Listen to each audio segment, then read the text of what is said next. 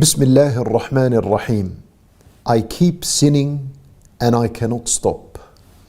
This is a phrase that runs in the minds of many of us, if not all of us. And this is something that bothers the conscience and the minds and the soul and the hearts of many of us, if not all of us. And it could become so destroying to the spiritual state of a person and the emotional state of a person, to the point where he begins to think of himself as being a hypocrite and thinking of himself that he is evil, wrongdoer, corrupt human being, to the point where such people can become so confused and distressed that they are on the verge of leaving Islam altogether. Why? Because they weren't able to deal with this emotional stress that they are experiencing. The fact that they continuously sin and they cannot stop. And they're on the verge of leaving Islam, unfortunately, because they didn't learn how Islam addressed this issue. And what solution did Islam offer for this issue? And let me now, my brothers and sisters in Islam, share with you a hadith of Rasulullah sallallahu alayhi wasallam that teaches us how a person should deal with such a situation. I keep sinning and I cannot stop. What is the Islamic remedy for this? What is the spiritual remedy for this? My brothers and sisters in Islam, I won't share with you the very famous hadith that we all know, that Rasulullah sallallahu alayhi wasallam said that all the son of Adam are sinners and the best of sinners are those who repent. You know this hadith. I want to share with you something else. Why? Because this hadith that I just shared, that you know about, it's speaking about Bani Adam, the son of Adam, human beings in general, all of us. But I wanted to share with you a special and more specific hadith that speaks about the believer, the believing man, the believing woman, and their relationship with sins, no matter what sin it is. Listen to this hadith very carefully. النبي صلى الله عليه وسلم, he says, ما من عبد مؤمن إلا وله ذنب يعتاده الفينة بعد الفينة أو ذنب هو مقيم عليه لا يفارقه حتى يفارق الدنيا. النبي صلى الله عليه وسلم, in this hadith, he is describing the relationship of a believer with sins. Now, the relationship a believer has with sins. So he said in this blessed hadith, in this authentic hadith, ما من عبد مؤمن, there is not a single believing slave of Allah except that he commits a sin, except that he has a relationship with a sin. إلا وله ذنب. And the word ذنب came with a tanween at the end. With tanween, this, it's known in Arabic as a nakira. And this nakira, it implies in the Arabic language al-umum, comprehensiveness. In other words, a believer can have a relationship with any kind of sin, whether minor or major. Now, the believer's relationship with a sin is now of two types. Nabi sallallahu alayhi wasallam says, يَعْتَادُهُ الْفَيْنَةَ بَعْدَ الْفَيْنَةِ. One situation is that he commits this sin and he commits it rarely. So he's not persistent and consistent upon it. So he commits the sin now, and after a few months he commits it again. After 6 months he commits it again. The idea is, the first situation is that he is very rare to commit this sin. The second situation, and Nabi sallallahu alaihi wasallam says, أو ذنب هو مقيم عليه لا يفارقه حتى يفارق الدنيا. The other situation is that a believer, the same believer, could have a relationship with a sin in where he commits very regularly and he's persistent and consistent upon it.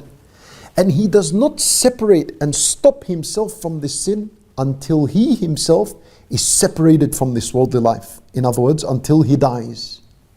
Yani like a person who shaves his beard. He runs the blade on that which Allah Azza wa Jal made it haram to run upon. And he does this very regularly. He shaves his beard every 2-3 days. Or perhaps like the sister who walks out of her house regularly every day without adhering to the proper Islamic dress code. Not only we're speaking about the scarf, لأن the Islamic hijab is beyond a headscarf. Or it could be that person who just cannot control his tongue and swears and slanders and so on, not once a day, almost 2, 3, 400 times in 1 hour. Or it could be the person that smokes not one cigarette a day, packets and packets a day. For this is the believer's situation. Now Nabi sallallahu alayhi wasallam in the beginning part of this hadith explained the problem. This is the problem. A person that commits a sin and cannot stop. What's the solution? Listen to the second half of the hadith.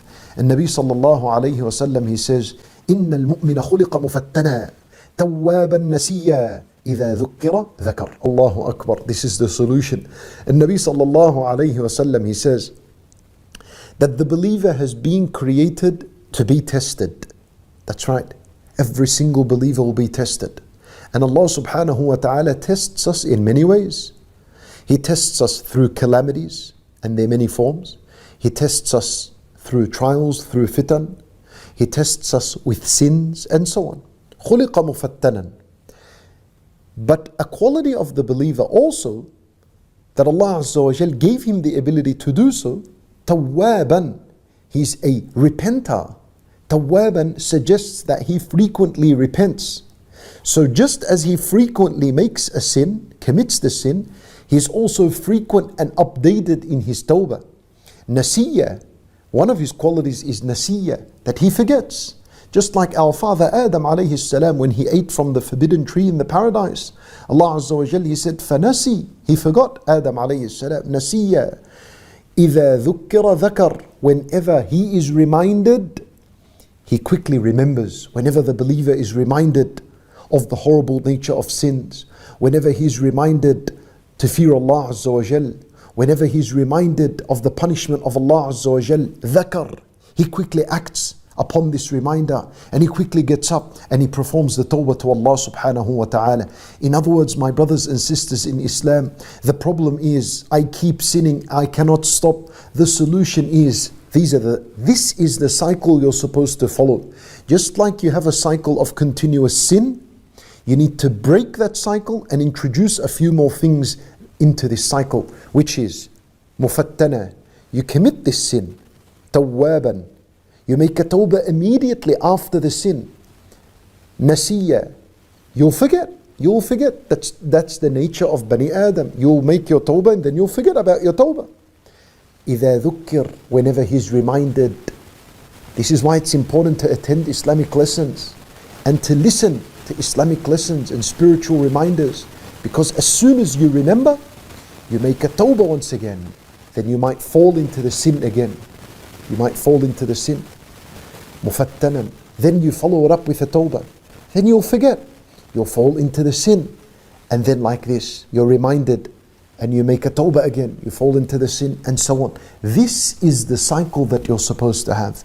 And if a person is upon this cycle, in where every time he commits the sin, he makes a tawbah to Allah subhanahu wa ta'ala, then bi'idhnillah, such people are upon goodness. Such people are upon goodness. You're not a hypocrite. You're not an evil person. You're not an evil person. You're not a hypocrite. Don't allow the shaitan to take advantage of you and take advantage of your situation. Subhanallah. The problem is, if you continuously perform the sin and don't follow it up with dhikrullah, you don't follow it up with tawbah to Allah, you do not listen to Islamic lessons to remind yourself of the tawbah of Allah and the greatness of Allah Azza wa Jal, which are contributing factors to help you stop the sin, that's where the problem is. These are the evil, wicked, corrupt people, my brothers and sisters in Islam. Understand, we're in a battle with the shaitan and you're not allowed, you cannot let the shaitan to defeat you in this battle. It's either you or him. If you give up on the mercy of Allah, meaning he defeated you in this battle. And if you continuously, while you're sinning, you updated and you refreshed your tawbah every single time, and you seek knowledge to learn of the greatness of Allah Azza wa Jal, then you have defeated the shaitan bi'idhnillah, and you'll see a great improvement in your life, and you'll still feel satisfied and content bi'idhnillahi ta'ala. For my brothers and sisters in Islam, please understand this point. And the video, the purpose of this video wasn't to make from sins something light, make the sins a light matter. Wal-iyadhu billah, that was never my intention. Rather, we continue to advise people to keep away from sins, and to keep away from all the reasons that make you fall into a sin, and to keep away from all the evil people that influence you and tempt you to commit sins. Keep away from all these people and all these methods of sins, because Allahu A'lam, you might not be guaranteed or given the ability to make a tawbah after your sin, and you might die upon the sin. What happens then? Such people are doomed and destroyed. Allahu A'lam what happens to them. For the idea is, the whole purpose of the video was to teach you not to give up hope in Allah Azza wa Jal. And that if you find yourself in this trend, and this is the case of the believer, in where he continues to sin and he cannot stop, then follow it up with a tawbah, and continuously follow it up with a tawbah. We ask Allah subhanahu wa ta'ala to give us the ability to do such a thing, in where we make a tawbah after every sin we commit, and we ask Him subhanahu wa ta'ala to forgive our sins and to make us people of the paradise.